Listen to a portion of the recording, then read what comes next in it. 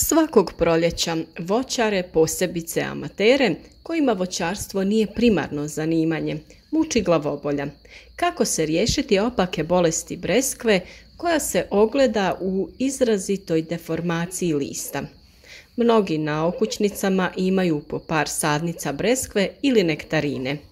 Nije rijedak slučaj da vlasnici tih voćki imaju veliki problem sa opakom bolešću lista breskve koja se svake godine javlja u proljeće.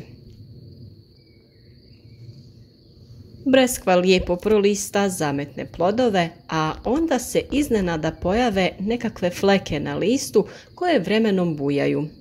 Na listu se stvaraju kao mjehuri, list se smežura i izgleda naboran.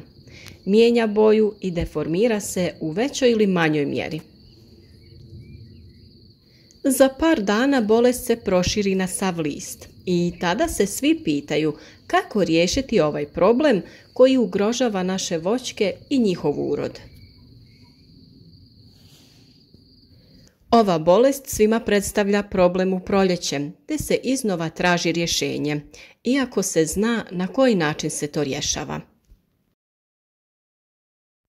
Naravno, svi su preskočili zimsku zaštitu voća, pa sad traže rješenja. Međutim, sada ne smijemo koristiti preparate koje smo mogli u fazi mirovanja biljke. Svi oni koji imaju veće plantaže breskvi ili drugog voća nemaju ovaj problem jer na vrijeme se pobrinu i zaštite biljke. Kako bi se borili sa ovom bolesti, moramo znati šta joj je uzrok. Naime, u pitanju je gljivično oboljenje Taphrina deformans. Spore gljive prezime u kori voćke, na granama i grančicama te ispod pupoljaka. Ova informacija je važna i pomoći će za pravilno uništavanje ovog uzročnika bolesti. Optimalna temperatura za klijanje ovih spora je oko 20 stepeni Celzijusa, s tim da klijavost počinje i na nižim temperaturama. A to su upravo proljetne temperature kakve najviše pogoduju razvoju ove gljivice. Infekcija nastaje u trenutku otvaranja lisnog pupa. Razvoj ove gljivice naglo usporava čim temperature narastu preko 26 stepeni Celzijusa, a prestaje se razvijati na temperaturama višim od 30 stepeni. To je razlog zašto se ova bolest javlja samo u proljeće i nema je kasnije tokom ljeta i toplih dana. Kao i kod svake gljivice, razvoj i ove u uskoj vezi je sa vlagom. Ako je proljeće kišovito i vlažno, to su uslovi za razvoj gljivice veći i obrnuto. Iako imamo sušno proljeće, razvoj gljivice je značajnije umanjen. Ova gljivica sprječava normalan razvoj lista, što je od velikog značaja za voćku. Dakle, preko lista biljke vrše proces fotosinteze i u ovom slučaju on je ugrožen. Zbog ovog može se desiti da breskva ili nektarina gotovo u potpunosti izgube lisnu masu. Većinom se biljka regenerira, to jest obnovi, i kasnije dobije novi list, ali šteta zna biti velika. Sa druge strane, kada bolest zahvati listove, u većini slučajeva oštećuje i plodove. Već zaraženo stablo breskve ne može se liječiti. Praktično nema lijeka kada se kovrčavost već pojavi.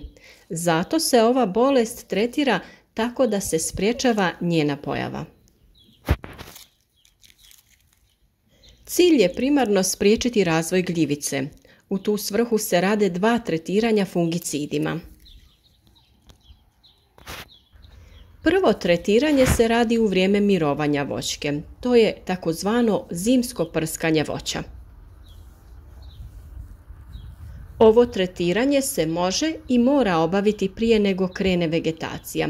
Najčešće je to kraj 2. mjeseca kada se obavlja i rezidba voća. Tretman se radi fungicidom na bazi bakra, a najčešće se koristi plavo ili crveno ulje. Ovi preparati imaju trostruki učinak. Osim fungicidnog djelovanja, u sebi sadrže komponentu koja je ujedno insekticid i akaricid. Pored ovih preparata može se koristiti i preparat koji je čisti fungicid i jedan je od najpoznatijih preparata na bazi bakra, a zove se Cupra Blau Z. Tu je riječ o bakar hidroksid klorid kompleksu, izuzetno učinkovit fungicid široke primjene u voćarstvu i povrtlarstvu. Ovo tretiranje je važno izvesti tako da se cijela voćka doslovno okupa. Što kvalitetnije okupate voćku, to će više spora biti zahvaćeno, a učinak preparata će biti bolji. To jedno tretiranje ipak neće biti dovoljno kada je u pitanju Tafrina deformans. Mora se obaviti i drugo tretiranje. Drugo tretiranje također ide fungicidom sa drugom aktivnom tvari. Preparat Kromosov kromodin S65 je kombinacija tvari dodin i alkohola. Ovaj preparat sprječava nastanak bolesti, ali postižu rezultate u slučajevima ako se bolest već pojavila. Naravno, ovo vrijedi za spore gljivice i njen početni razvoj. Ni jedno, a ni drugo tretiranje ne može se vršiti u vegetaciji kada su listovi i plodovi formirani. U voćarstvu je ta faza poznata kao faza mišjih ušiju. To je faza kada se pup otvara, odnosno kada se iz pupa pojavljuju lisni vršci. Ovisno o klimatskim uslovima, ta faza može potrajati vrlo kratko, ali i nekoliko dana. Ako je proljeće toplo, pup se brže otvara i faza otvaranja pupa traje kraće. Zbog toga treba reagirati na vrijeme. Uz ova dva tretmana naše biljke bi trebale biti zaštićene, ali nekada se bolest ipak pojavi. U tom slučaju bolest ne zahvati veći dio lista, već samo manju količinu. Tada je dovoljno ručno ukloniti zaraženo lišće. Ako se tretmani breskve protiv kovrčavosti lista ne urade ili ako nam unatoč tretiranju zaštita ne uspije, ni tada ne trebamo odustati. Moramo se pobrinuti za naše biljke. U tom slučaju jedino što se može uraditi jeste ručno kidati zaražene listove. Tako se smanjuje prijenos zaraze na nove zdrave listove i potiče se obnavljanje lisne mase.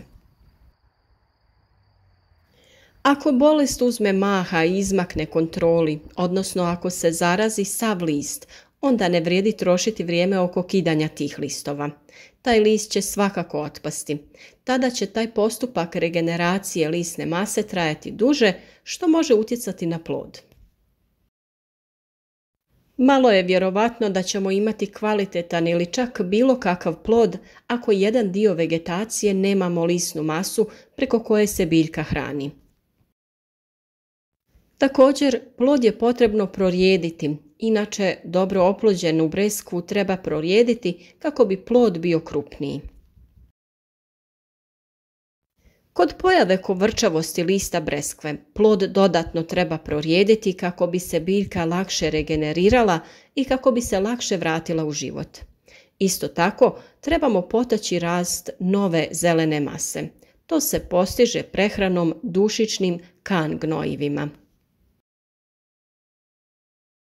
Kan je potrebno baciti odmah po pojavi kovrčavosti lista. Polovinom ili krajem 5. mjeseca doći će do viših temperatura zraka i razvoj ove gljivice će usporiti, a potom i nestati. To će već biti pravo vrijeme da unešeni kan krene djelovati, što će potaknuti razvoj lisne mase, ali i ploda breskve. Nakon 10 do 15 dana ponovno treba baciti kan iz istih razloga. Biljci je potrebna prehrana i dušik će joj omogućiti brzu nadoknadu izgubljenog lista.